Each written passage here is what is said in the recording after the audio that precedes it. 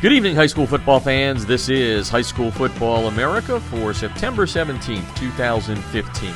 I'm Jeff Fisher, host of the show and founder and editor-in-chief of High School Football America and highschoolfootballamerica.com. The big game will be played on Saturday, which will have a big effect on the national championship chase as Bergen Catholic out of New Jersey, number 20, hosts number 16, IMG Academy out of Florida. And on the show tonight, we will talk with Kevin Wright, the head coach at IMG Academy in Florida. Lots of people, with a lot of thoughts when it comes to IMG Academy. They are able to get players from around the country, and they, in some cases, people said, they shouldn't be nationally ranked. They play the top schedule or one of the top schedules in the country, and we have them at number 16. I don't think there's anybody in the country in the national rankings that took a stand saying, they shouldn't be in there. We're going to talk to Kevin Wright, who has a lot of great takes, including he's going to talk about whether there should be a super conference or not. And Kevin is pretty definitive about it. He thinks there is a super conference that will envelop all the top private schools around the country, and he says that could be as close as 5 years away. So Kevin Wright coming up. He's also going to talk about his dad, Larry Bud Wright, in his 50th season out of Sheridan, Indiana, tiny Sheridan, Indiana. Trish Hoffman and I were there back in 2009. It's a quaint little town about 35 miles outside of Indianapolis, north of Indianapolis. 9-time state champs, and Kevin has some good bloodlines there with his dad. His dad is the winningest coach in Indiana high school football history. He's also closing in on win number 400, and we're going to talk to Kevin about his dad and the things that he's learned from him. So a look at that Bergen Catholic IMG game, talking about the Super Conference. That's in the second half of the show. We'll start the show in Jersey with St. Joseph Regional. The Green Knights off to a great start. They're off to a 2-0 start. They're the school. There are two St. Joe's there, and this one is in Montvale, New Jersey, part of the Big North United, the great conference in northern New Jersey there. And St. Joe's has had the, I don't know what it is. It's definitely not the pleasure. Imagine this, opening your season against Don Bosco Prep, having to play the first game of the year as a league game, and then in week 3 you play your second league game against DePaul. A very good program there with a lot of top-notch talent. Augie Hoffman will be on the show to join us to talk about his program, what they've been able to do in the early going, and what's ahead. They've got a sophomore quarterback that's looking pretty darn good, picking up those 2 wins. Last week they beat St. Edward, number 16 at the time in the top 25. For those of you not familiar with our top 25, we use a proprietary algorithm. We've been doing it since 2013. It's been pretty darn accurate, I got to say so. I mean, one of the examples is we've had LaSalle out of Ohio in the top 12. They began the season preseason top 12, and everybody was thinking it was Coleraine out of Ohio that was the big team. Well, LaSalle took down Coleraine last week, 39-36. So check it out. We're always first to market. Sunday is when we put out our national top 25. We also do a California, a statewide top 25. SoCal, which is where we're based. We have a Southern California top 25. And just this week, we unveiled for the first time using our algorithm our regional rankings. So we continue to expand the algorithm and give you the best view of who are the best teams in America. And we also do our compilation poll with all the national ranking services that come out on Wednesday. So again, good show tonight. We're going to have a great chat with 2 coaches that have big games this weekend. And speaking of this weekend, we want you to take the time this weekend to check out our sponsors, our partners here at High School Football America, beginning with ScoreStream. Get all your scores tonight, tomorrow, Saturday, by going to High School Football America and check out ScoreStream. It's a great application, too, that can give you fun at the game. While you're at a game, you can score along. It's free. You can get it in the App Store, the iTunes, and Google Play. And go to scorestream.com to learn more. And, again, we break out our scores in many different ways. Top 25 scoreboard right on the home page. You can also find it in the navigation tab. And we do state-by-state scoreboards with the help of ScoreStream, so check them out this weekend. Also, throughout the weekend, again, love to throw them up on Twitter. Our good friends at USA Today High School Sports, Josh Barnett and company. We have a partnership with them, and just love giving them our 2-minute drill. That airs every Tuesday and Thursday on USA Today HSS.com. Check out the Super 25. They've been doing it the longest. They're the granddaddy, and Jim Halley does a wonderful job with that. So check out USA Today HSS.com throughout the weekend. And, of course, our other partners, Echo, Crossover, and TDI. Echo coaches, show and tell is what I put out on Twitter this week with Echo. Instant replay on your sideline without a data plan, without Wi-Fi, a cellular connection.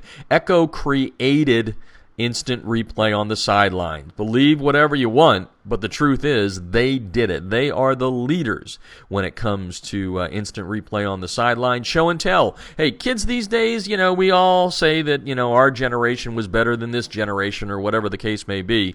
But the fact of the matter is, kids these days love technology. In this case, you no longer have to do the X's and O's on the blackboard or the grease board, whatever you're using still. Use the iPad and show the player. Did he miss the block? Did he run the right route? It's all there for you 8 seconds after the play ends. Echo 1612. Crossover. That's going to save you a ton of time on game planning. And, coaches, after, your Friday night game or your Saturday, whatever you're playing, Thursday, Friday, Saturday, you have to break down your game film and then start working on the scouting report, the game film for your upcoming opponent. Well, Crossover with a K, crossover.com/football for a 5 free-minute demo that will show you how you can save yourself time and money by using their breakdown service that will break down in very, very minute detail your film and your opponent's film. It's like having a GA. College programs have a film guy. Well, that's what you can have with Crossover, and they are doing a wonderful job. I've said this over the probably the last month. I took a trip to Florida with them when the Miami Dolphins held their media day for South Florida, and every coach we talked to, a lot of them are using it, and those that weren't, that were seeing it for the first time, said we need to be using it. I remember the head coach at Pompano Beach said to me while we were interviewing him about the upcoming season, he said, this thing is incredible. He said, people, if you don't know about it, you're doing yourself a disservice. And I feel the same way about both Crossover and Echo. They can they'll give you a competitive edge when it comes to this season. It's not too late. Go to crossover.com with a K, crossover.com/football for your free demo, and you can get to Echo and to Crossover by going to our website at highschoolfootballamerica.com and just clicking on the banner ads there on the homepage. And last but not least, they've been with us the longest, and we love these guys at Southern Sport. The TDI Razor, the debris inhibitor razor. Keep those pesky rubber pellets from field turf out of your shoes. Quite honestly, folks, I'm telling Joey Teichert and company, they need to get a reporter brand for me. Cool colors too. They've got 23 of them. They need a High School Football America, maybe a red, white, and blue spat for me that I can put over my shoes, my sneakers, because every time I come home after shooting a game or going out to the practice field, we have a lot of field turf out here in Southern California. I am clicking those pellets out before I walk in the house. They've been laying around the house. I found a couple of them. They don't always come out. And by the way, they hurt sometimes. Some of these fields have, older pellets in them, and darn it, they hurt. They get a little hard, a little old, they get hard, and they hurt your feet. So check out the TDI Razor, folks, at tdirazor.com. Razor is spelled with a U, R-A-Z-U-R. Use the code HSFA to get a discount on your order. Again, 23 great colors from the good folks at Southern Sport. Do check them out. And don't forget to check out all of our social media as we get ready for our first interview coming up here. Check us out on Twitter. You can hit us up at HSFB America. Facebook page is facebook.com/High School Football America. Our YouTube channel, tons of video on there we're putting up, and we have a great feature coming up tomorrow on Brock Johnson, the quarterback at Mission Viejo out here in Southern California. His dad, his uncle, his granddad, they're all coaching him right now, and Dad, played at UCLA and also at Michigan State. His uncle, Rob, played in the NFL for, I think, about a decade, and his grandfather, one of the winningest coaches in Southern California, in California history for that matter, but Mission Viejo, the hometown team of Mark Sanchez, and Carson Palmer was there for a little bit before going to Santa Margarita. So Good story coming up, but check us out on our YouTube channel, youtube.com/HSFB America. Great highlights from last week's big game that we checked out here in Southern California.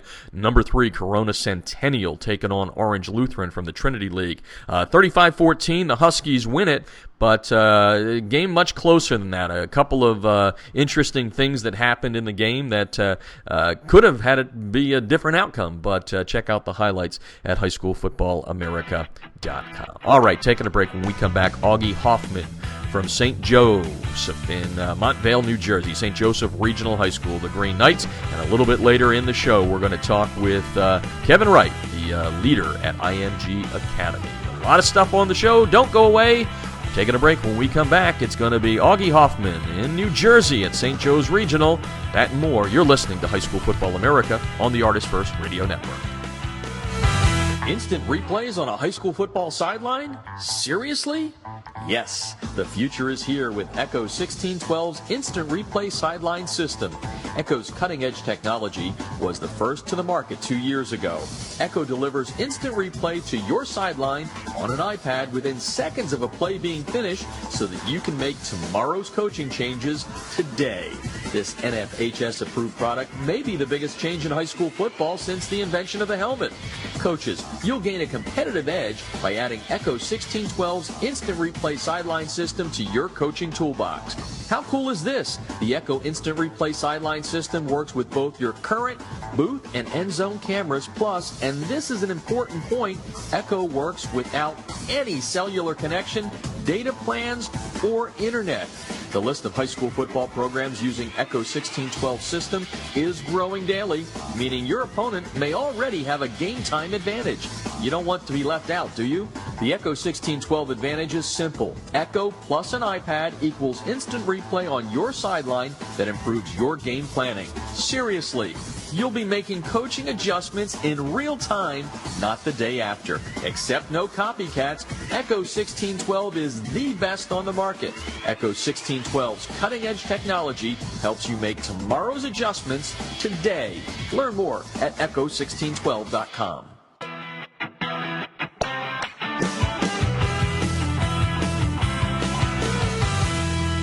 Field Turf rubber pellets, be gone. The Debris Inhibitor Razor is a seamless outer sock that was specifically designed to keep crumb rubber and other fine debris from artificial or grass-playing surfaces out of an athlete's shoes and socks, thus keeping such debris out of gym bags and locker rooms. The Razor, spelled R-A-Z-U-R, is favored by athletes who want the look of tape, by trainers who no longer have the time to tape only for show, and by moms who no longer want that crumb rubber in the house.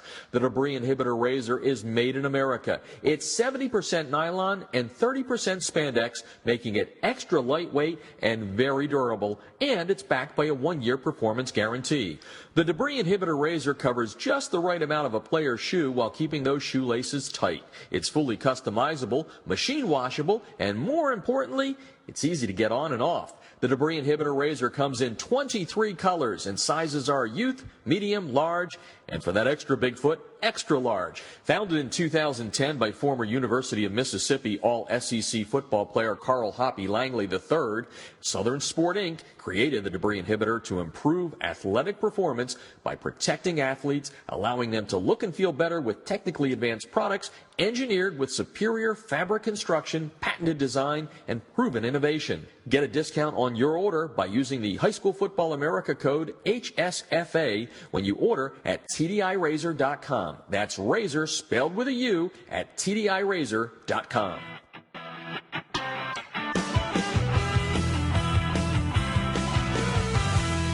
Listen up, football coaches. You need to check out a new scouting film solution called Crossover. That's Crossover with a K. Crossover Intelligence for Football gives you the edge you need to defeat your opponents. They not only break down and analyze scouting games for you, but they give you interactive tendency reports to diagnose your opponent's strengths and weaknesses. Crossover is your personal advanced scout, accessible from any mobile device or PC, and even integrates with your existing film platform like Huddle. Just transfer your scouting film from your existing video exchange service to the Crossover website, And in as little as 12 hours, your film will be completely indexed and tagged. Each play will become its own clip, allowing you to search the footage for anything you'd like. Their interactive down and distance reports will let you visualize your opponent's play calls in every situation or formation. Crossover Intelligence will give you the scouting edge you need to defeat your opponents. Go to crossover.com/football to sign up for a quick 5-minute demo to see how it can work for your team. That's crossover with a K, crossover.com/football.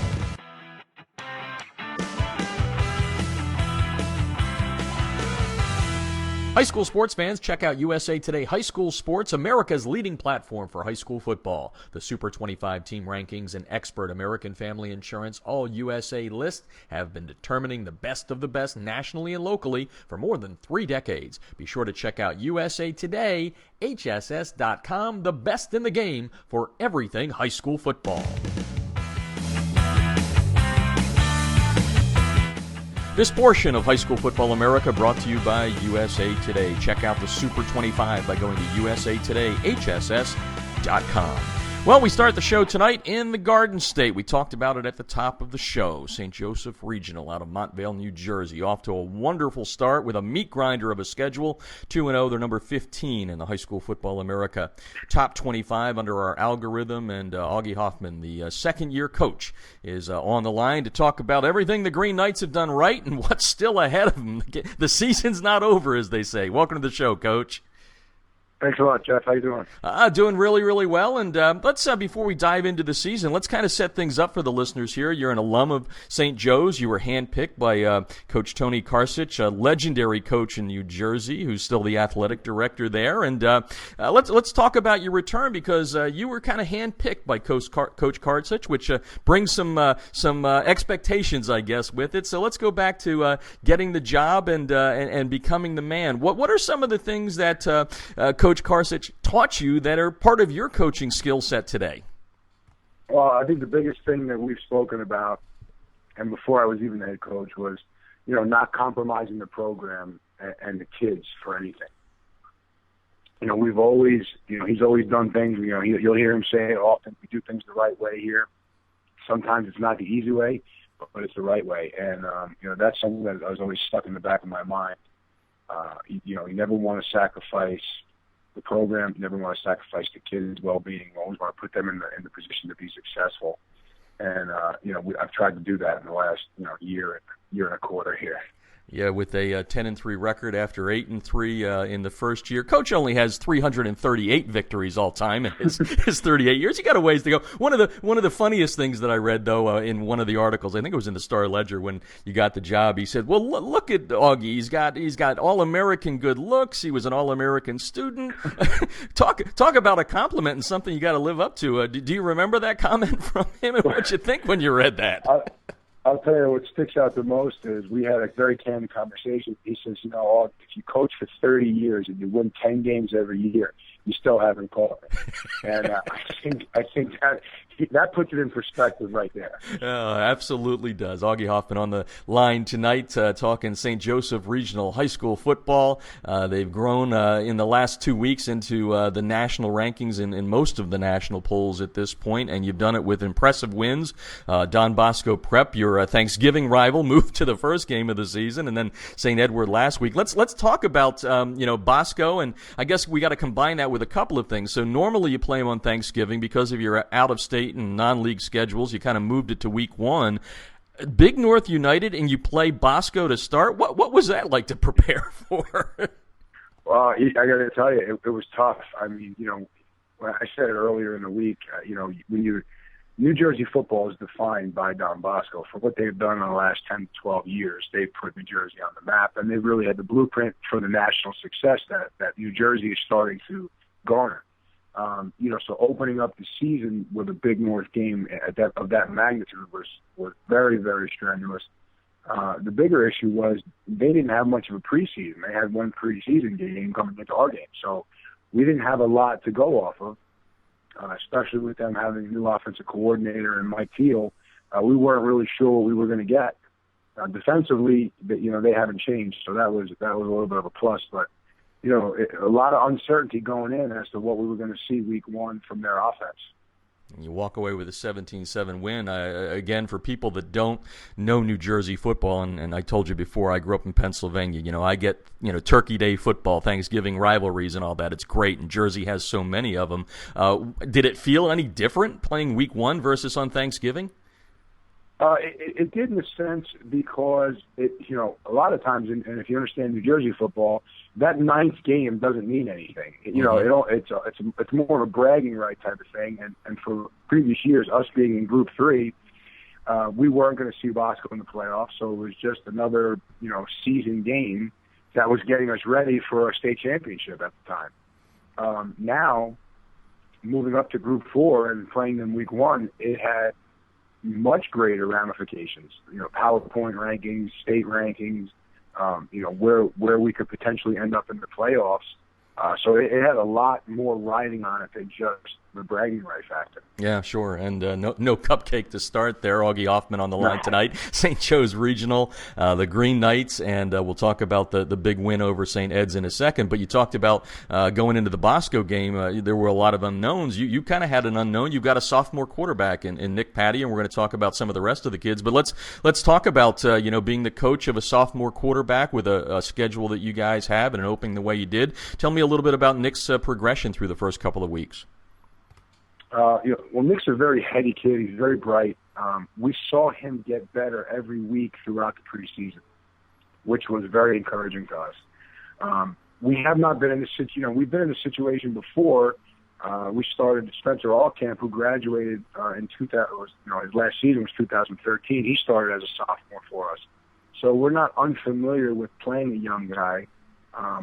But that being said, the magnitude of the schedule has increased so much, and obviously coming out of the gates with a game like Don Bosco, you wonder about his psyche and how he's going to fare in the limelight. And he did a great job. Talking St. Joseph Regional Football tonight on High School Football America, brought to you by USA Today. St. Joe's 12 state championships in the last 15 years, 5 in the last 7. You heard Coach say they're moving from Group 3 to Group 4, which is the largest in the state. And let's talk about St. Ed's. You guys had a tough one down the stretch, which may toughen you up as you go along here. The defense, which I read coming into the season, you felt was your strength, did a job there stopping a 2-point conversion late in the game, and then after an onside kick coming up with another stop. Tell me about the defense, and let's get some kids' names in there that are doing the job for you. Sure. Our defense, first of all, we have to give a ton of credit to our defensive coordinator, Bill Johnson. He's with us. This is his first year with us. He's been a head coach. He's been at the college ranks, and he's been a huge, huge upgrade to our staff. So my hat's off to him. Every week he's prepared, and he got these kids in the right frame of mind, and we really did a nice job of bending and not breaking. But if you talk about our defense, I think I said early on in the season, our front 7 or front 8, as it happens, we felt real good about them coming back. There was I think 6 out of the 8 guys were starters last year, and some of them, all of them had played. So we felt real strong about those guys up front, and then in the back end, our 2 cornerbacks, John Thomas Giles Harris, he's a 3-year starter for us, and Austin Trigley is a 2-year starter for us and 3-year letter winner. So we felt strongly about those guys. The only question mark coming in, and it wasn't much of a question mark, was our free safety spot, and we got tremendous play out of our free safeties, both of them, Daniel Mikowitz and Evan Stewart, in the first 2 weeks. So we're very, very happy with the progression our defense has made. What about the end of the game? Again, you're early in the season. Jersey starts later than most of the states, so you're week 2 against the St. Edward team that was pretty seasoned and had also played a tough schedule. You pretty confident going into that 2-point conversion and then that last drive on how they would perform?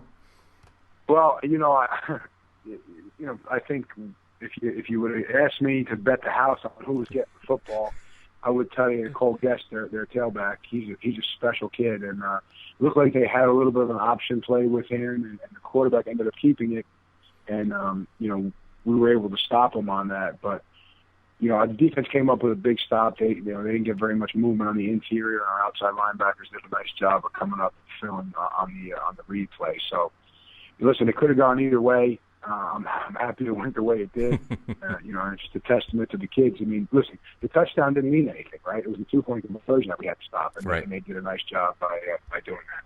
22-20, the final Saturday against St. Edward. Talking with Augie Hoffman, second-year head coach at St. Joseph Regional out of Montvale, New Jersey, tonight on High School Football America. Mentioned Nick Patty, your sophomore quarterback, but you've got some experience there on the line. You've got a running back, and Brian, I guess, is it Kearns? Is that the way you pronounce it? Yes. So let's first start with that line, because, of course, everything, especially in the Big North United, you guys got to play a little rugged, a little physical. So let's talk about some of the kids by name up front. Absolutely. Well, first, I think you look at our 3 returning starters up front. It's from our right tackle is Jordan Velez. He's about 6'3", 280. Our center, Sean Mitchell, is a junior. He started every game for us last year as well. He's about just shy of 6'2", 290. And our left tackle is Robbie Martin, who's 6'5", 265, 270. So those guys played a lot of football last year. Add the our two guards, and Josh Fed Jackson's our right guard, and I think he's going to be a national recruit when it's all said and done. He's a junior for us. He's about 6'3", 320 pounds.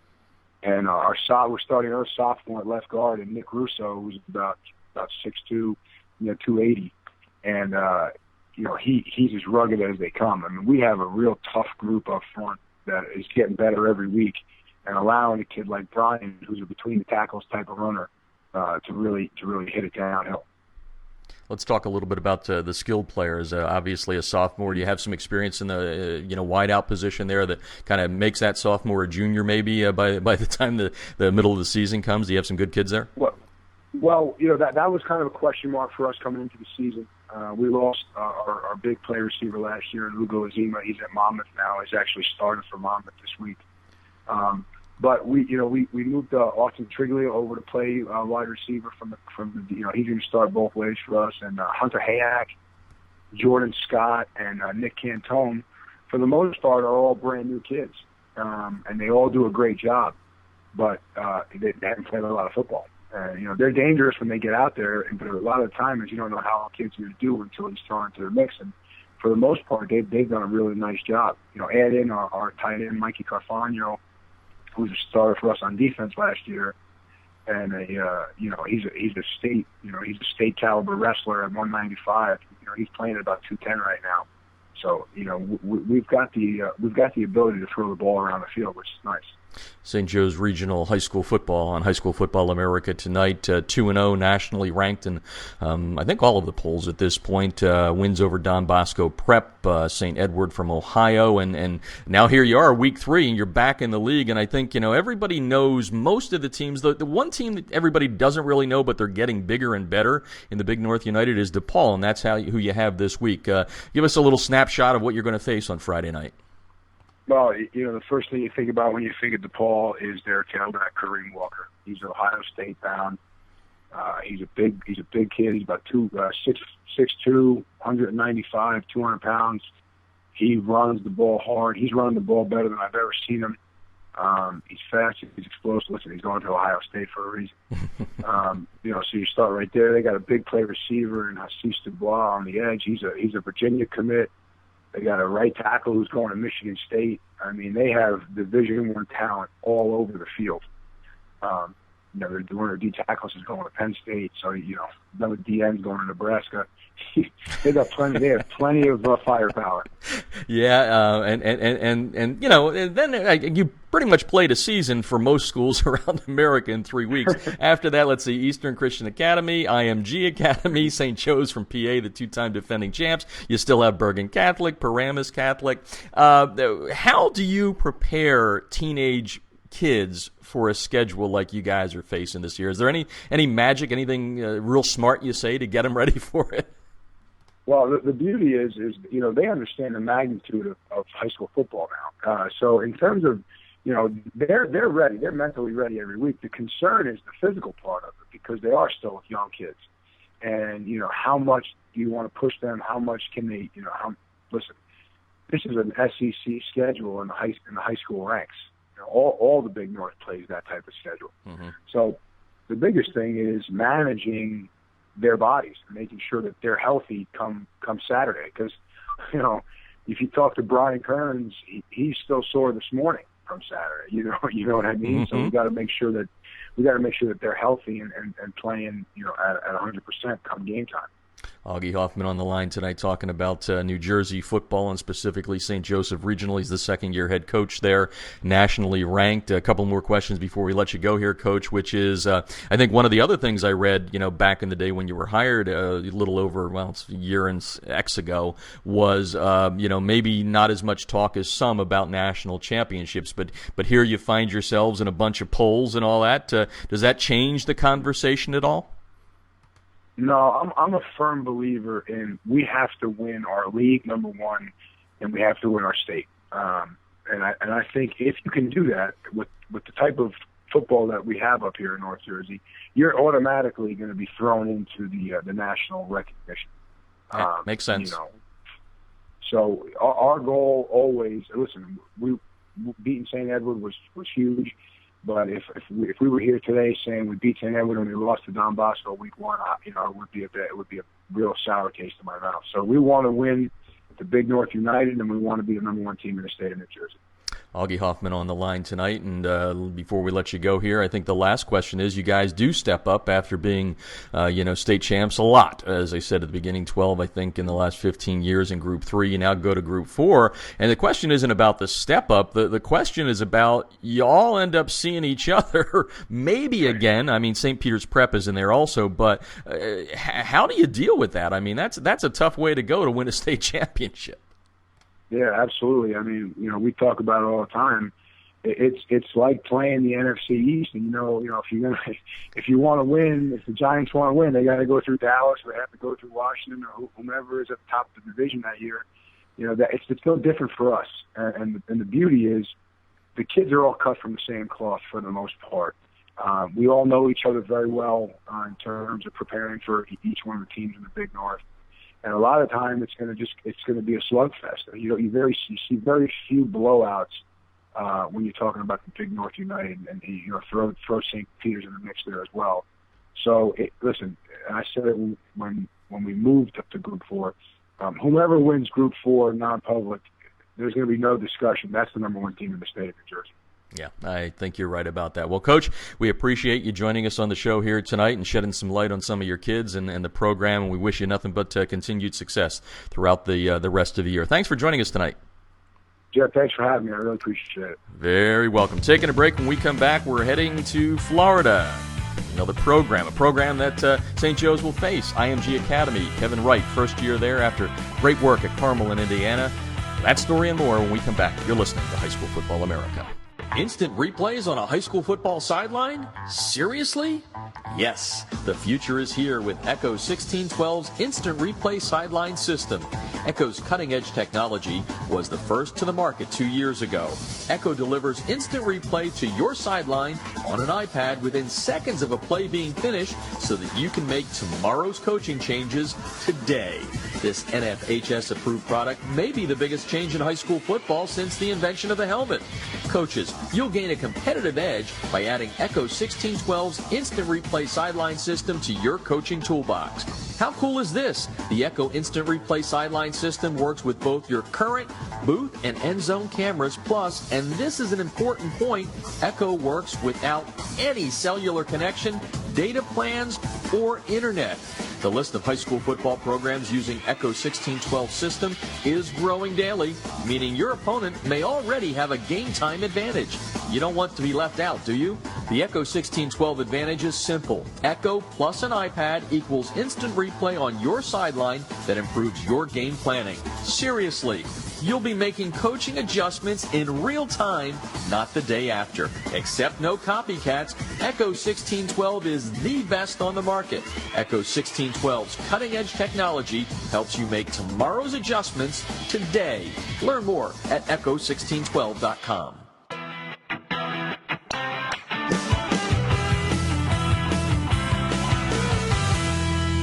Field turf rubber pellets, be gone. The Debris Inhibitor Razor is a seamless outer sock that was specifically designed to keep crumb rubber and other fine debris from artificial or grass-playing surfaces out of an athlete's shoes and socks, thus keeping such debris out of gym bags and locker rooms. The Razor, spelled R-A-Z-U-R, is favored by athletes who want the look of tape, by trainers who no longer have the time to tape only for show, and by moms who no longer want that crumb rubber in the house. The Debris Inhibitor Razor is made in America. It's 70% nylon and 30% spandex, making it extra lightweight and very durable, and it's backed by a 1-year performance guarantee. The Debris Inhibitor Razor covers just the right amount of a player's shoe while keeping those shoelaces tight. It's fully customizable, machine washable, and more importantly, it's easy to get on and off. The Debris Inhibitor Razor comes in 23 colors, and sizes are youth, medium, large, and for that extra big foot, extra large. Founded in 2010 by former University of Mississippi All-SEC football player Carl Hoppy Langley III, Southern Sport Inc. created the Debris Inhibitor to improve athletic performance by protecting athletes, allowing them to look and feel better with technically advanced products engineered with superior fabric construction, patented design, and proven innovation. Get a discount on your order by using the High School Football America code HSFA when you order at TDIRazor.com. That's razor spelled with a U at TDIRazor.com.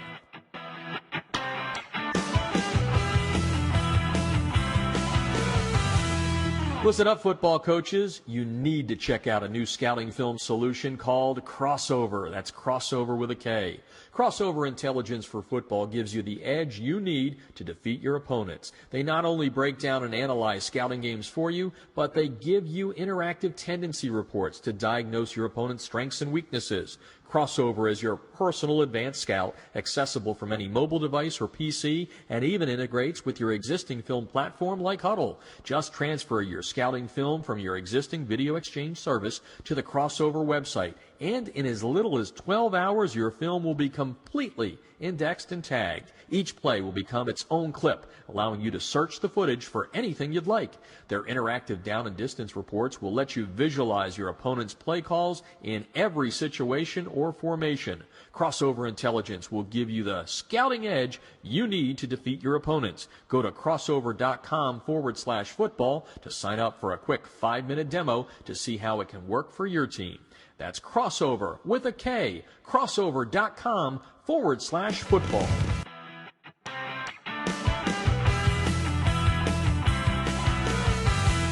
High school sports fans, check out USA Today High School Sports, America's leading platform for high school football. The Super 25 team rankings and expert American Family Insurance All-USA list have been determining the best of the best nationally and locally for more than 3 decades. Be sure to check out USA Today, HSS.com, the best in the game for everything high school football.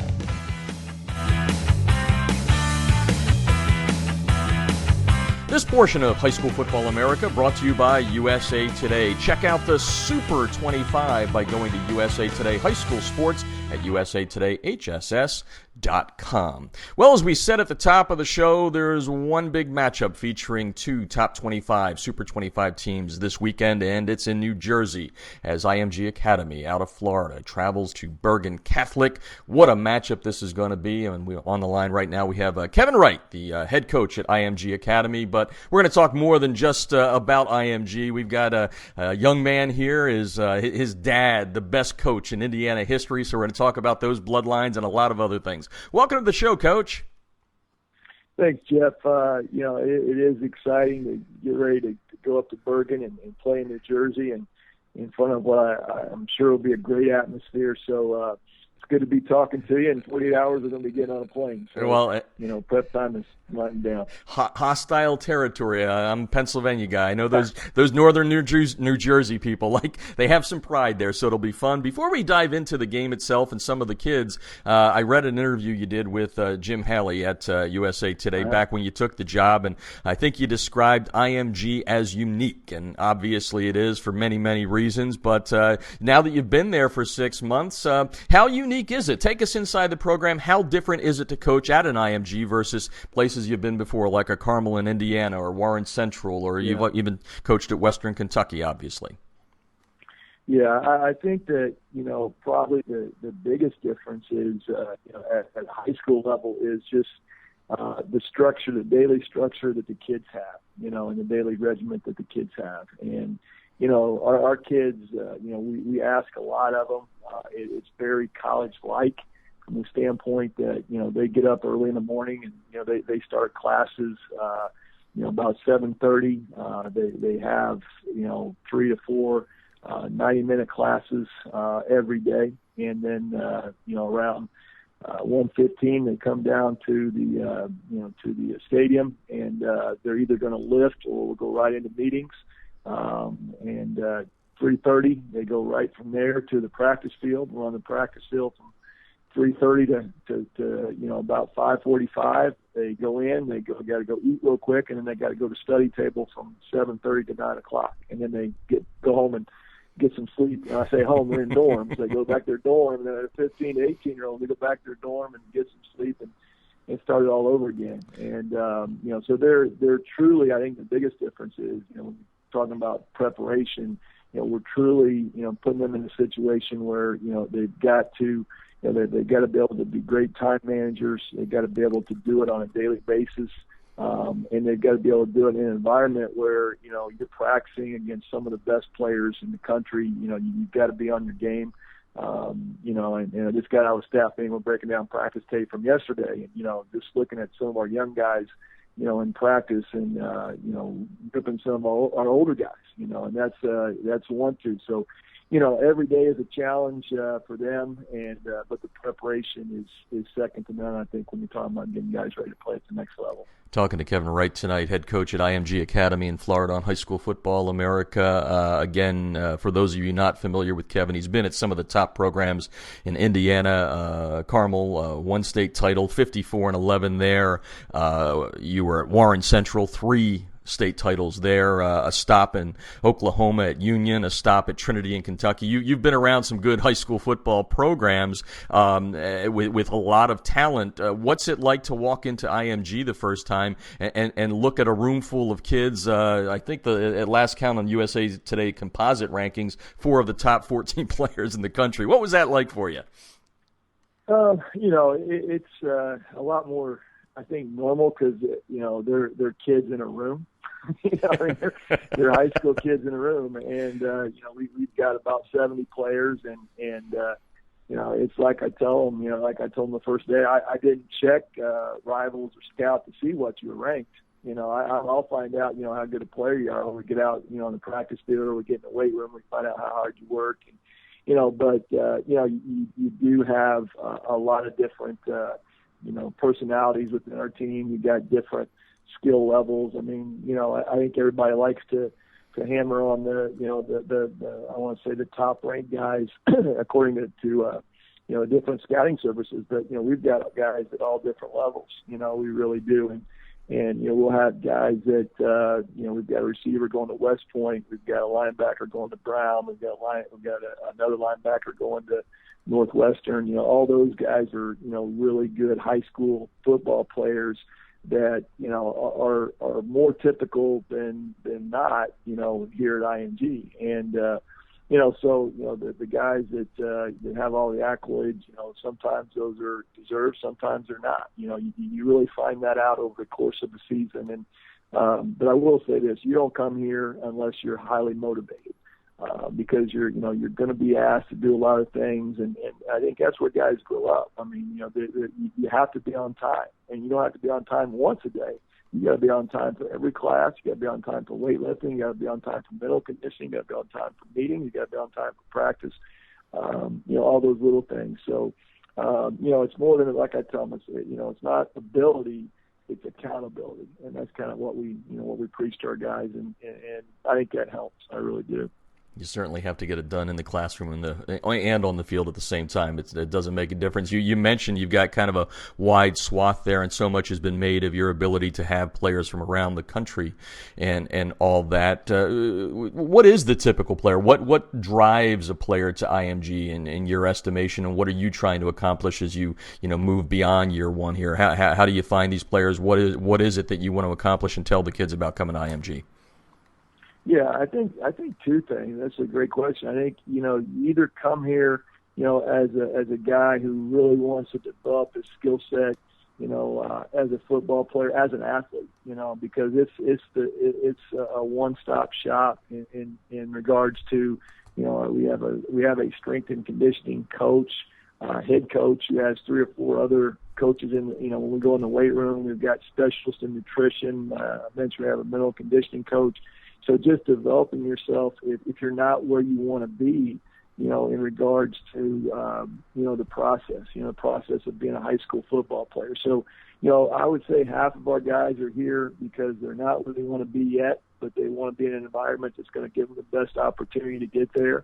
And then, we'll get some guys like a Shea Patterson, our quarterback, who, he's locked in. When he gets here, he's going to Ole Miss. I mean, everybody knows he's a good football player, but, he wants to be prepared for the next level. And so the things that, he has to do here, are very similar to what he's going to do at Ole Miss in January, and even from the standpoint of game preparation and practice preparation, he's going to go out and every day in practice, not only is he going to throw to some very good wide receivers, similar to what he's going to see, when he's at Ole Miss, he's going to have to throw against, a Savion Smith who's going to LSU, and every day he's got to come out and compete.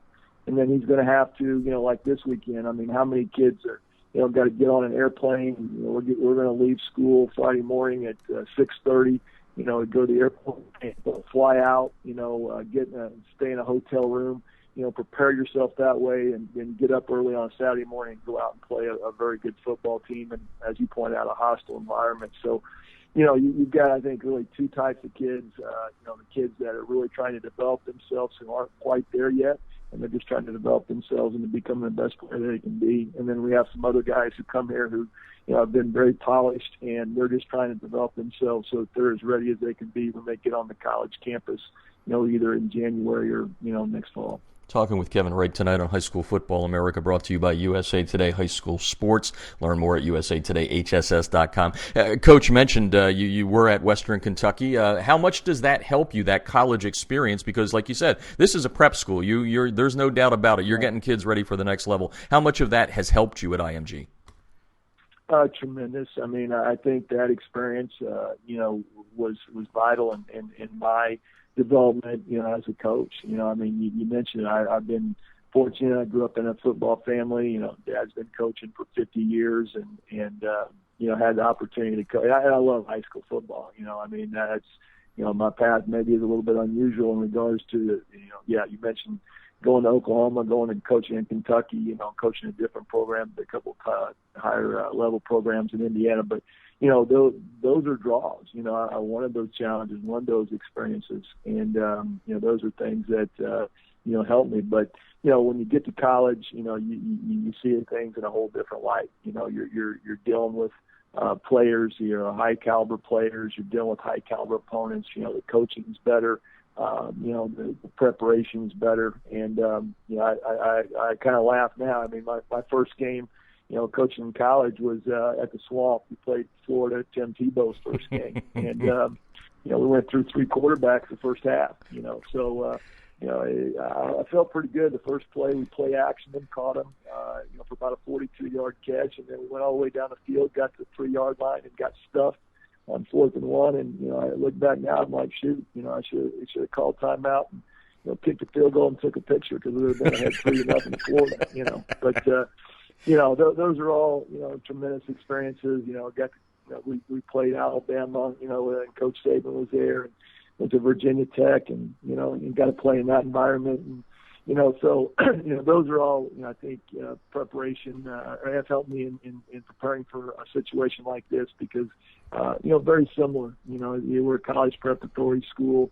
We do play a national schedule. We do have, from high-level athletes to, guys that are trying to develop, as you mentioned, and they're trying to do it in a very rigorous academic setting, and that's, I think, I kind of laugh. I got the question last week, well, how are your academics? I heard that they're not, they're not as good as maybe some places. And I said, if you're not a good student, you better not come here, because, I've got a daughter who's going to school here, and, she's coming home every night, she's doing homework.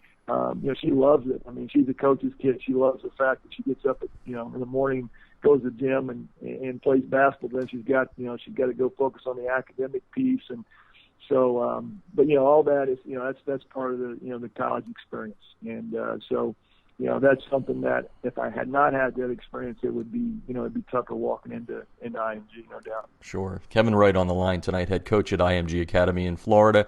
And Coach, I think, as you said, you've got so many players there, the Shea Pattersons, and we can go down through the names. Let's do something a little different here, because I think everybody that listens to the show knows the talent you have at the top there from the scouting services. Who are some of the kids that you've liked in the early season that should be getting some notice in your estimation? Let's get them in by name. Yeah, one guy that I actually think, Jim Haley called me yesterday about is Drake Davis. And Drake Davis is unique, our wide receiver, in that he didn't play football last year. He's one of the top soccer players in his age group in the country, and he's also one of the top track and field athletes. So, Drake, he's been phenomenal. He's been a human highlight tape. I mean, he scored about every way you can score, from special teams to, catching the pass to running it in. He's a guy that I think college coaches knew about, but I don't think they had any idea until he got here on campus and, was able to play with some of these guys and play against, some very good football teams on how good that, he potentially is. But, he's a, 3-4 star guy, I think is what I've been told. But, I know that he didn't play. He played 14 high school football games before he got here total. So he's a guy that he has a chance to either play on Sundays or be in the Olympics. I mean, he's that good. Not a bad thing. Of an athlete. No, or he could play Major League Soccer too. I mean, not a bad thing either. So, but I think he would be one that's kind of popped off the charts that I really didn't know a lot about. Another guy who I think is really kind of come out of nowhere because he was a linebacker primarily before he got here. We have a junior named Jordan Anthony who's played running back, and he's a guy who's got some attention. I know he's got some offers, but he had been primarily more of a defensive player. We played him at running back. He's played really well, for us. We have a guy, a receiver named Kerry Kahn. Kerry is about, 5'9", 5'10" on a good day, about 160 pounds, and a very good student who's a senior and kind of waited his turn. And, he caught 9 balls the first game. He's kind of a big play guy, that, he could end up in the Ivy League, he could end up in the Patriot League, but, he's a guy that, he's a good football player. Jack Wager. Jack is, he's been in the program since the infancy, 3 years ago. He's committed to Purdue right now, but, just a hybrid guy, tailback, slot receiver, plays special teams. He's a tremendous football player. And, again, I don't know, he's as highly rated as some of those other guys that we have are, but, he's done a tremendous job. And, on the defensive side, we had a kid from Washington named Joel DeBlanco who, he's from a small school in Washington, comes in. I think he's done a tremendous job impacting our football team. I could really go on and on with those guys. We have a 5'7", 5'8", 180-pound safety corner named Bryce Beard. Bryce is from a small town in Texas, and you look at him and you say, well, maybe he's not big enough, but he's been a tremendous football player for us, and he started at corner, started at safety. He returns kickoffs for us. Again, another under the radar guy.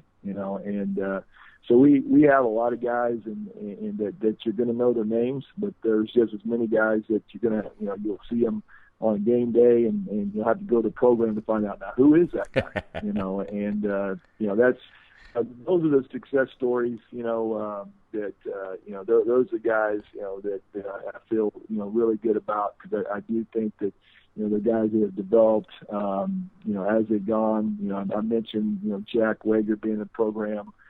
Christian Placino is a junior linebacker, who's been in the program. You see him getting better and better, every game. I think he'll end up, being a guy. It's a Division I player.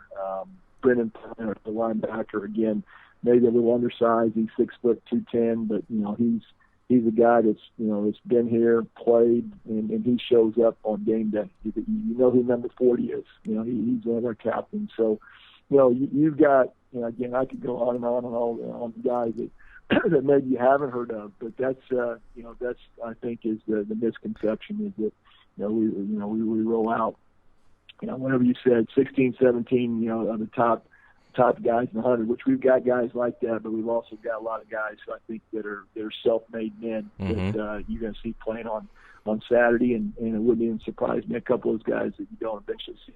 Well, those that listen to the show know how I feel about the Stars. Recruiting services are a part of the business now, but you can't when you start measuring the heart in those Stars, then I'll say, okay, they have something. Kevin Wright on the line tonight from IMG Academy, and that's why I asked the question to get some of those other names in there. So let's kind of go down the back end of the interview here, and for those of you around the country listening that don't know, in Florida they play a kickoff classic, which could be a jamboree in some of your states, a scrimmage in others, but you guys play American Heritage from Plantation, another top 25 team, and you get a lot of notice because you don't win that game. A lot of notice. You drop from number 2 from the Super 25. But tell me about that game as it relates to how it helped you and all this talent on this team get ready for the rest of the games this year.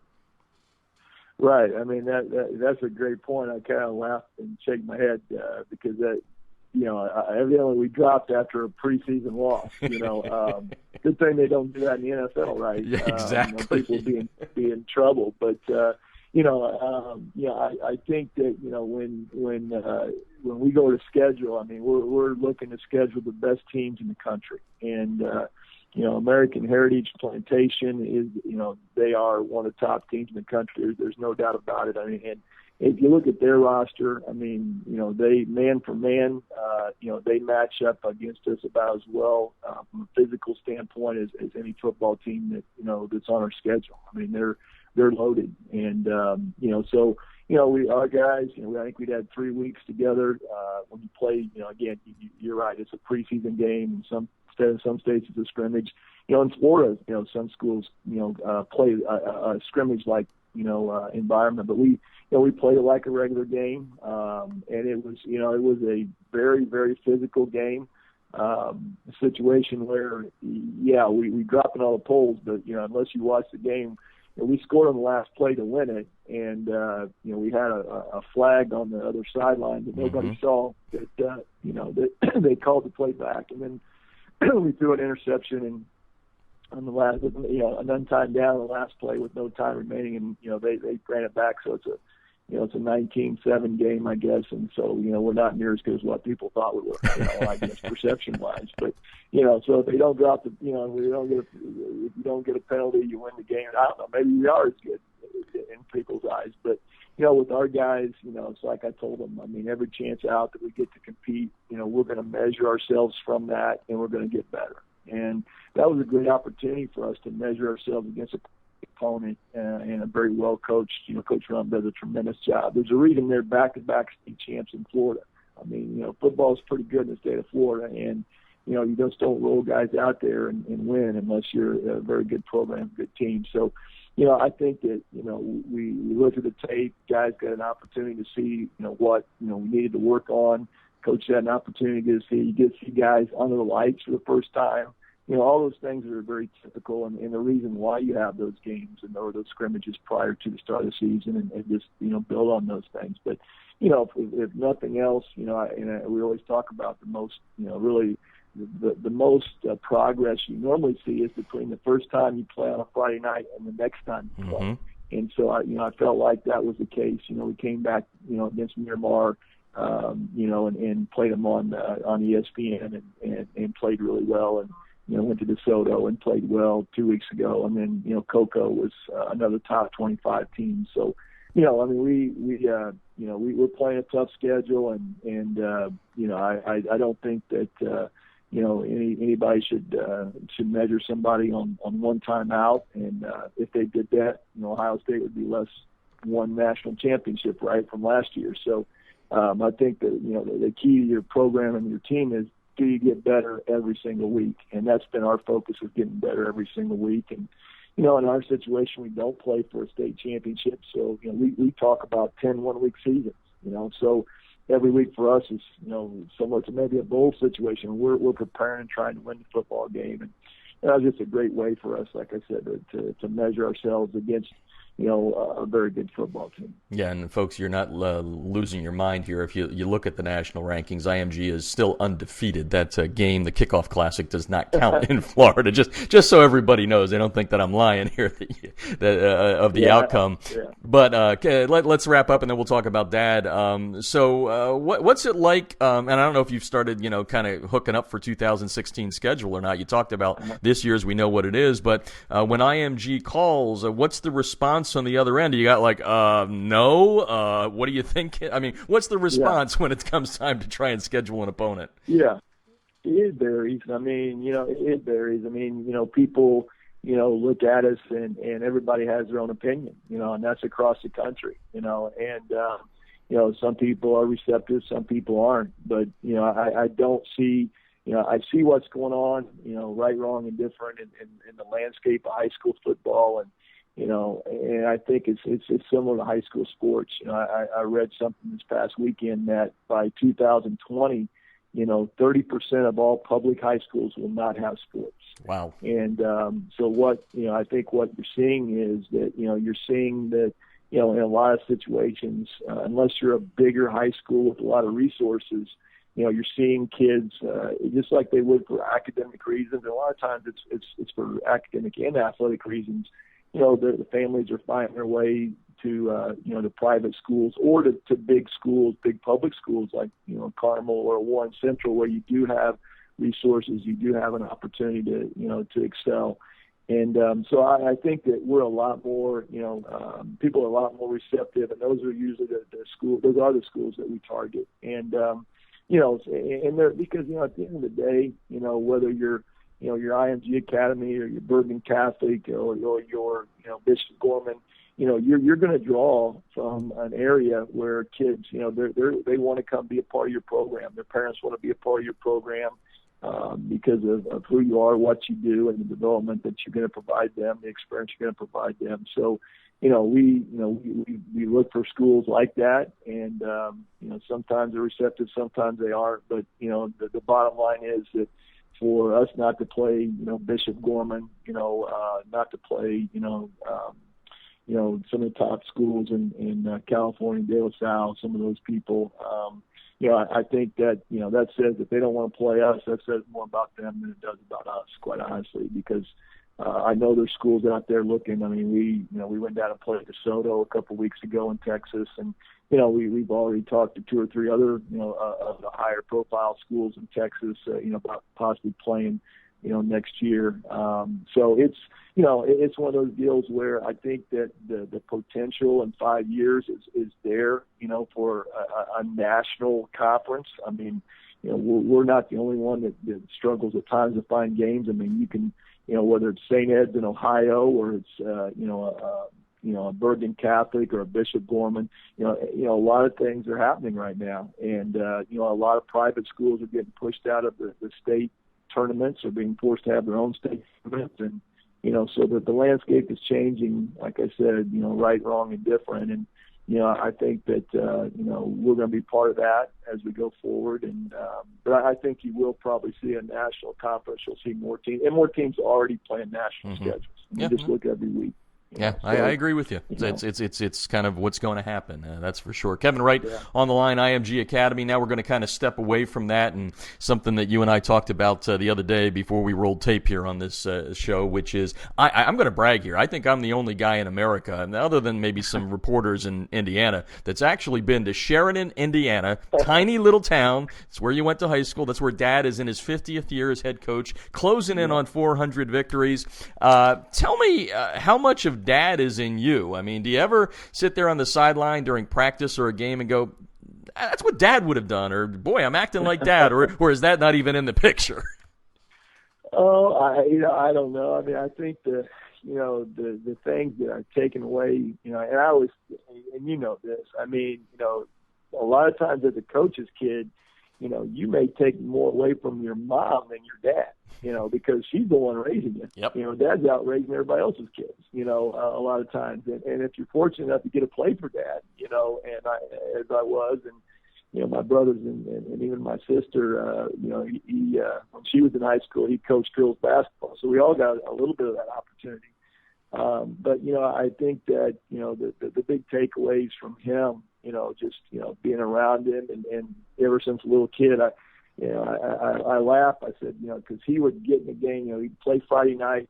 And back in the day, you'd have to wait to get your film developed. That was a 24-hour process. So he'd go drive to Indianapolis, get his film developed, come pick me up at 7 o'clock. We'd go to AM, we'd go to the radio show, and then we'd grab a couple other coaches from around, other people he competed against, head coaches. And they jump in the AMC Pacer. I'd be in the back, and we'd go watch a college game, And, so he's always, he's one of those guys, you don't stay in it 50 years unless you have the ability to adapt, unless you're willing to say, hey, I don't know it all. I've got to go out and continue to learn.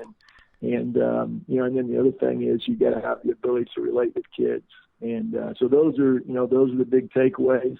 I think on the other side, my mom, who's passed, was probably every bit as influential on my life, and just the things that that I strive to be, and the impact that not just myself but my wife Elizabeth, who's also an education we strive to have on young people. And we're in a great profession, and I've never had to work a day in my life. It's not work. Coaching is not work when you love it, but. My hat's off to you to going through Sheridan. I mean, it's like we talked about the other day. It's still about 2,500, and he's won 9 state championships, and there's a water tower just like in every small town. Oh yeah. And at the end of when he wins the state championship, they just put a comma. So they're already anticipating the next one. So I always laugh because you can drive through Sheridan, you see the 9, and there's still a comma. Yep. So you become you become a victim of your own success a little bit, but that's the way it is in Sheridan, no doubt about it. Well, I'm going to put up that video from a couple of years ago that I did in Sheridan. It does have the comma there, folks. So we are talking IMG football, and we're going to wrap up here in a second. By the way, not only am I the only guy maybe in Sheridan, I'm the only guy on the radio that's had an AMC Pacer promo that you just threw. AMC. Wow, how about a gremlin? I mean. Yeah, we aged ourselves on that one. Yeah. There's no doubt about it. Well, the last one goes to something I know is very prideful for you. Dad is closing in on 400. That is an elite club. To be honest with you, I'm not sure 20 years from now that we're going to have people going into a 400-win club. Right. You're not going to stay in high school football for that many years. But what does it mean to you as Dad's son, knowing what he's accomplished and to go into that club whenever that happens? Yeah, I'm very, very proud to say the least, and I just know that, he's 75 years old. I laugh, he quote unquote retired, from being the athletic director 13 years ago. And, so I've asked him for 13 years, what are your goals? The goal was never to win 400 games or win a certain amount of games. I think, he just enjoys being a football coach and enjoys, he talks about, being around young kids keeps you young yourself. And, and as the wins started to, continue to pile up, and, they went through a period there where they, went to state championship game 4 straight times. And we actually played, one of the great experiences of my life was playing down, and at that point it was in the RCA Dome. And, my team played when I was at Warren the same weekend, state championship as his team did, and that was pretty unique experience. But as he's gotten closer to 400, then I've started to hear the last couple of years, well, if I want to get to 400, so it's only really been a goal probably the last 2 years. I guess he turned 73 and said, okay, geez, I'm only X amount of wins from 400, so he's counting down. He's got 7 wins. He's in a situation, like I said, small school. They've got 300 some kids. He's got 55 kids on his football team, and 30 of them are freshmen. So, wow. I was sitting there doing the math. he's got to win 7 games, and I don't know if he'll. Hopefully, he gets there this year. But if he doesn't, can he stay there 4 more years and see those freshmen through? Because the freshman group is pretty talented, So he's going to get there. It's just a matter of time. But yeah, I've never even heard him talk about goals of any type. It's always been about the season, the season that he's in, and his ability to keep things in perspective and be humble. Maybe one of the best stories is, as a young kid, and this happened multiple times after it happened the first time, but just, I'm a young kid riding a school bus, we're going to a game. He gets off the bus at a visitor's, stadium, and, the person there to meet him, who's the athletic director, always looks at him and says, are you the bus driver? Because if you ever met my dad. I was going to bring that up. Yeah, he's 5'4". He's probably got a hat on that was produced 25 years prior. One of those mesh hats, and it's one of those deals where he is what he is, and he's a football coach, but he never says anything other than he just kind of smiles and says he's not the bus driver, and then usually the person catches themselves and figures out who it is. But that says a lot about him in and of itself, because that might irritate a few other people. You think that would that irritate Coach Saban if he got off the bus and got with the bus? I don't know. I'm just asking. I'm just thinking there's laws against what might happen if that happened to Coach Saban. Well, Kevin, that's funny, because that happened to me when I pulled up there and I was looking to find Coach. I'm looking around. I see the small guy out there on the field. Who is he? I'm not going to be disrespectful, but I'm like, oh, was he like the trainer? Or it's the head coach with all those wins. And by the way, folks, we did do an interview with, and his dad's name is Larry Bud Wright, and the stadium's named after him. You can go back in our archives and listen to that interview several years ago. But Kevin, thank you for joining us. I hope you had fun here. We've had fun to talk more about the program, other than stars and all that. So you did a great job with IMG, and we wish your family nothing but success as Dad heads towards that number 400. So thanks a lot for joining us tonight. I appreciate that, Jeff, and it's been a good experience here, and and like I said, there's some misconceptions, but like I tell our guys, I checked the Super Bowl last year, and there was not one guy with a 4 or 5-star rating played in the Super Bowl. So at the end of the day, it's all about being a great football player, having heart, having desire, playing for one another, and that's the culture we're trying to build, and it's exciting. But yeah, that goes back to what I learned growing up as a kid, Sheridan, Indiana. So appreciate it, Jeff, and I did. I enjoyed the interview. So best of luck to you as well. All right. Again, that's Kevin Wright, head coach at IMG Academy, number 16 in the High School Football America Top 25, getting ready to take on Bergen Catholic. They will fly out of Florida tomorrow to head to New Jersey to take on the number 20 team in the country. If you're listening on the Artist First Radio Network, we're going overtime.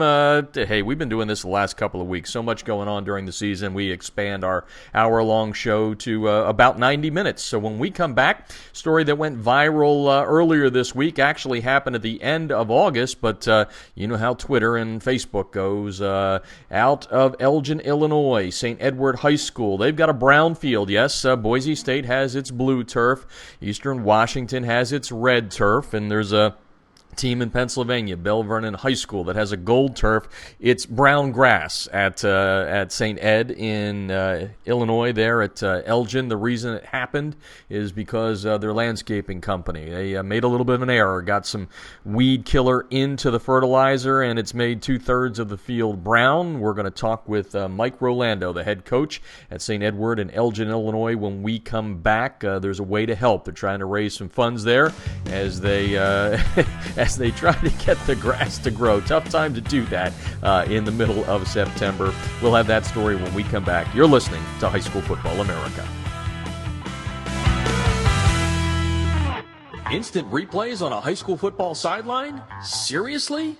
Yes, the future is here with Echo 1612's Instant Replay Sideline System. Echo's cutting-edge technology was the first to the market 2 years ago. Echo delivers instant replay to your sideline on an iPad within seconds of a play being finished so that you can make tomorrow's coaching changes today. This NFHS-approved product may be the biggest change in high school football since the invention of the helmet. Coaches, you'll gain a competitive edge by adding Echo 1612's Instant Replay sideline system to your coaching toolbox. How cool is this? The Echo Instant Replay sideline system works with both your current booth and end zone cameras, plus, and this is an important point, Echo works without any cellular connection, data plans, or internet. The list of high school football programs using Echo 1612 system is growing daily, meaning your opponent may already have a game time advantage. You don't want to be left out, do you? The Echo 1612 advantage is simple. Echo plus an iPad equals instant replay on your sideline that improves your game planning. Seriously. You'll be making coaching adjustments in real time, not the day after. Except no copycats, Echo 1612 is the best on the market. Echo 1612's cutting-edge technology helps you make tomorrow's adjustments today. Learn more at echo1612.com.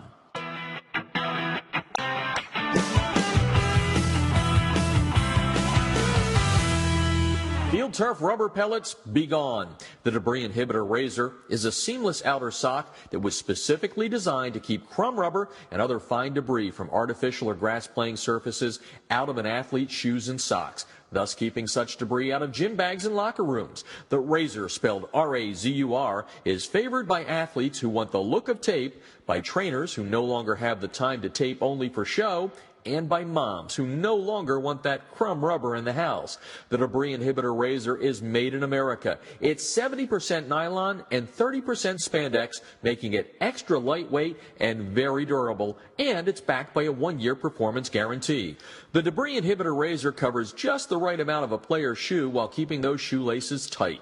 It's fully customizable, machine washable, and more importantly, it's easy to get on and off. The debris inhibitor razor comes in 23 colors and sizes are youth, medium, large, and for that extra big foot, extra large. Founded in 2010 by former University of Mississippi All-SEC football player Carl Hoppy Langley III, Southern Sport Inc. created the debris inhibitor to improve athletic performance by protecting athletes, allowing them to look and feel better with technically advanced products engineered with superior fabric construction, patented design, and proven innovation. Get a discount on your order by using the High School Football America code HSFA when you order at TDIRazor.com. That's razor spelled with a U at TDIRazor.com.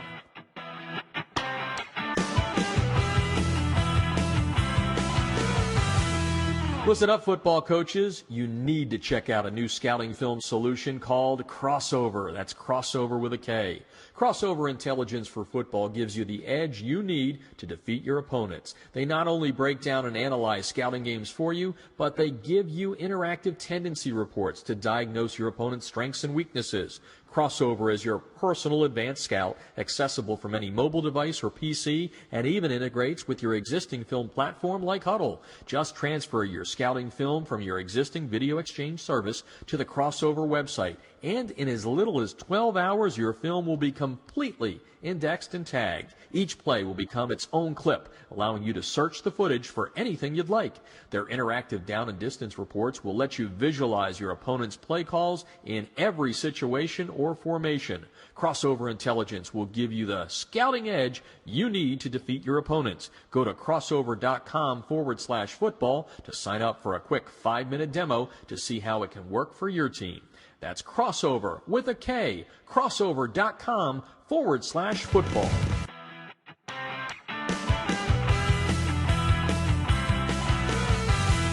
High school sports fans, check out USA Today High School Sports, America's leading platform for high school football. The Super 25 team rankings and expert American Family Insurance All-USA list have been determining the best of the best nationally and locally for more than 3 decades. Be sure to check out USA Today, HSS.com, the best in the game for everything high school football.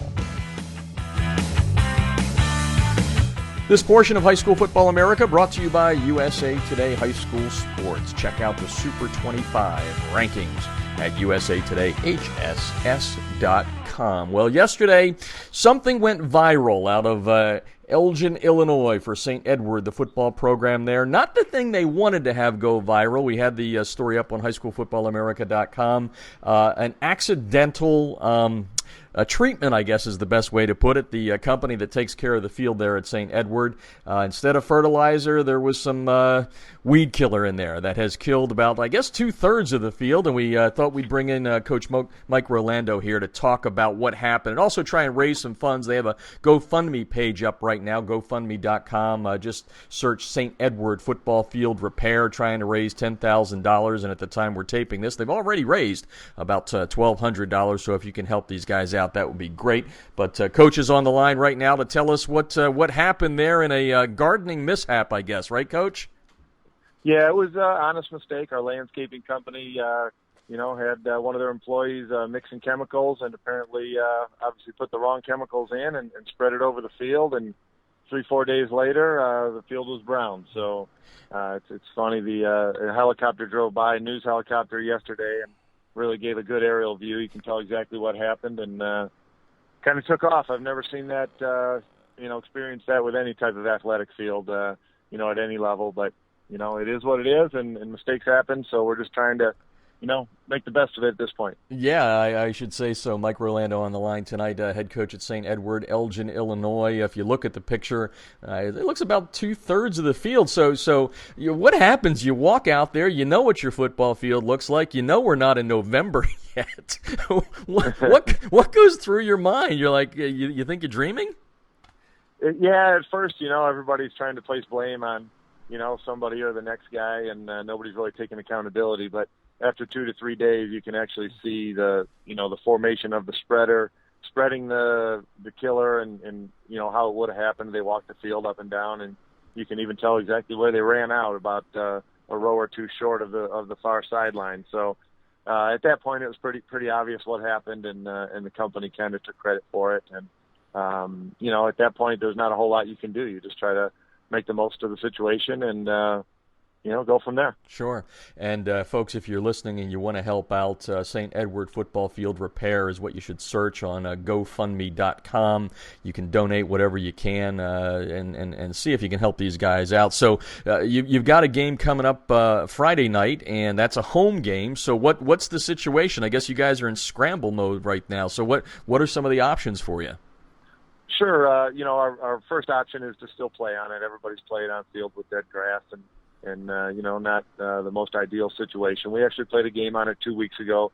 This happened August 27th or 28th. So we played a game there 2 weeks ago, and the field was, in the same shape it is now. And there was didn't have any issues with people slipping, or anything like that. Didn't really have any issues whatsoever, other than it looks pretty horrendous.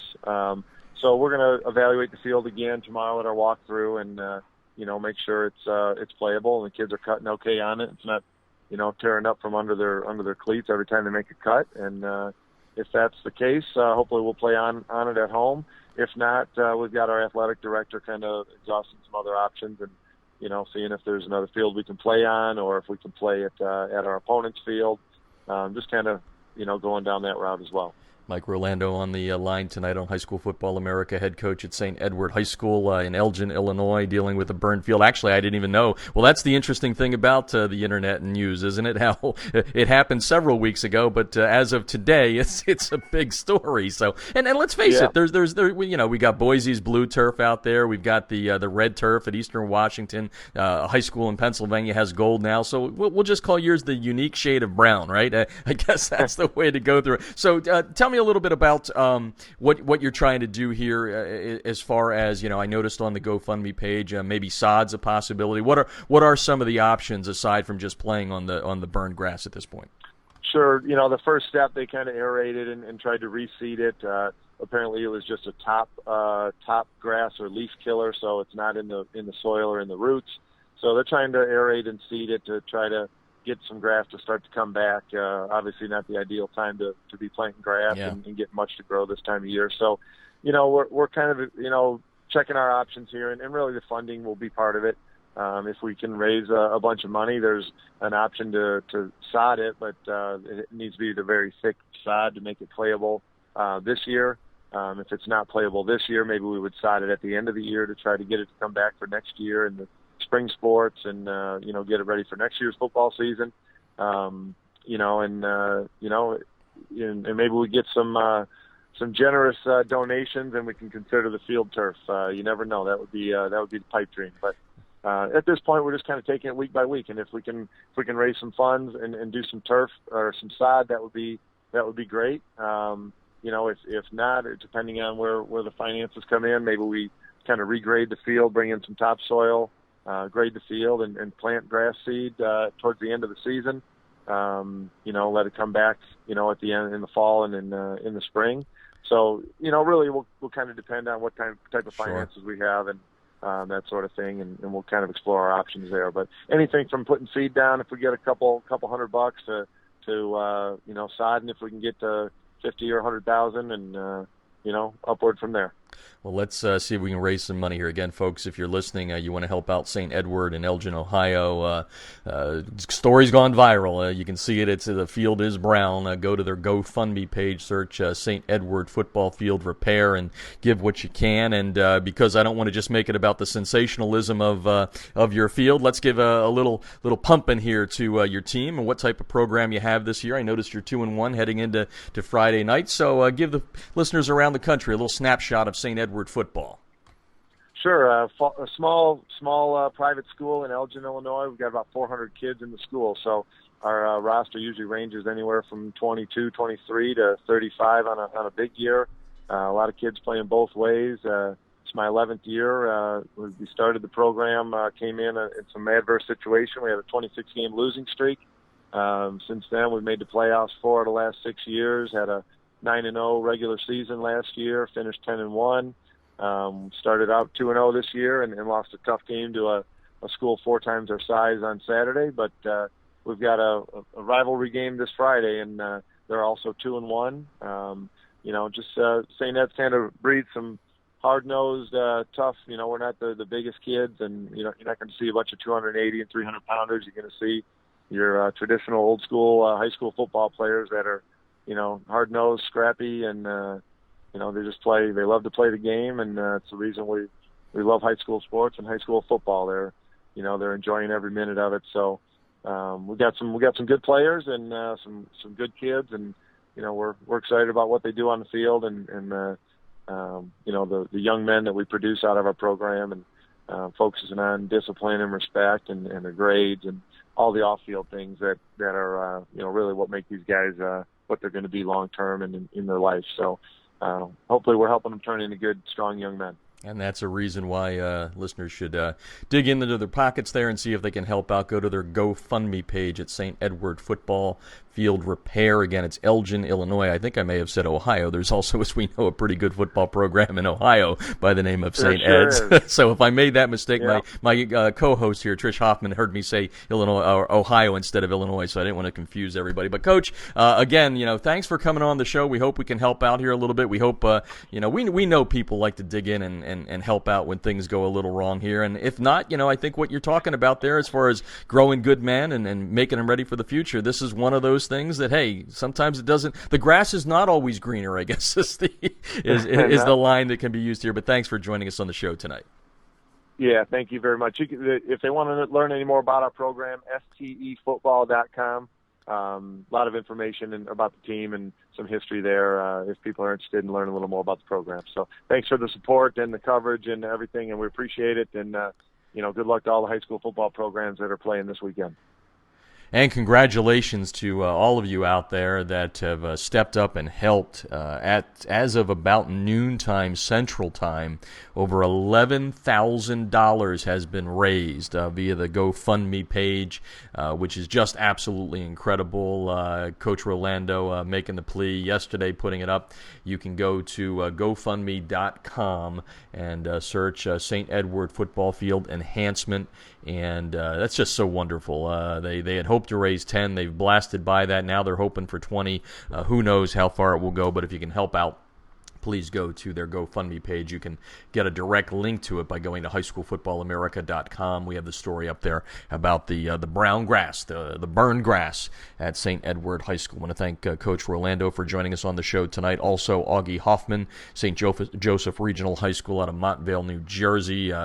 ranked number 15 in the nation. Big game tomorrow night against DePaul. Make sure you check out all the scores throughout the weekend, top 25 or state by state, by using our scoreboards at highschoolfootballamerica.com that are powered by ScoreStream, great partner of ours. Also, make sure you check out throughout the weekend our other partner, our media partner that we're just so proud to be a part of these guys. It's a great relationship we have with USA Today High School Sports. Check them out at USA Today. HSS.com. Also, check out Echo 1612. Get instant replay on your sideline 8 seconds after the play's over. It is a coaching tool you need. Other people are using it against you. Don't have the other coaches have an advantage against you. Echo1612.com. Speaking of advantages, Crossover will give you more time and save you money by breaking down your game film. Crossover with a K.com/football. And the good folks at the Debris Inhibitor Razor. I just noticed earlier in the day that with Breast Cancer Awareness Month coming up next month, they are giving a 20% discount on their orders. You can use the code for that, which is NFHS, to get that discount. And again, we want to forgot to say Kevin Wright was also on the show tonight from IMG Academy. Their big game this Saturday in New Jersey against Bergen Catholic. It's number 16 versus number 20. IMG number 16.